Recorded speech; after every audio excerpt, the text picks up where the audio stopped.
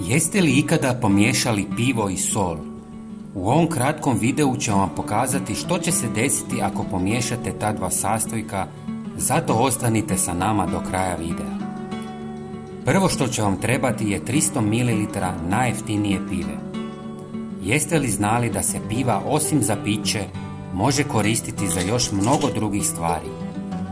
Piva je odlična za čišćenje i poliranje namještaja, bakra i raznih površina. Osim toga može se koristiti i za uklanjanje hrđe ili čak i za namakanje nogu i pranje kose. Stvarno ima stotine namjena. Zatim dodajte 1 žlicu obične kuhinjske soli.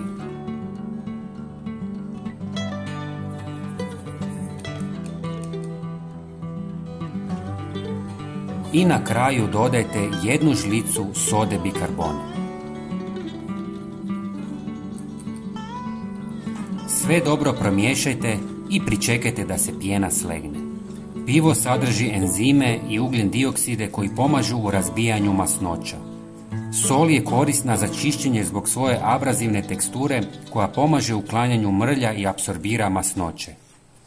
Soda bikarbona je snažno sredstvo za čišćenje s više prednosti. Njena blaga abrazivna svojstva čiste površine, a sposobnost neutralizacije mirisa čini je korisnom. Osim toga, soda bikarbona je ekološki prihvatljiva alternativa za mnoge komercijalne deterdžente. Ova 3 sastojka čine fantastično sredstvo za čišćenje ako ne želite koristiti kemikalije. Napunite prskalicu i spremno je za korištenje.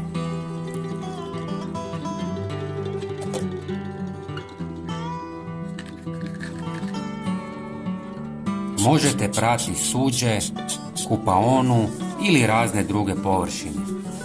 Odlično uklanja prljavštinu i masnoće, a najvažnije je da nema teških kemikalija i točno znate koje sastojke koristite. Pogledajte kako se tanjur sjaji. Odlično je.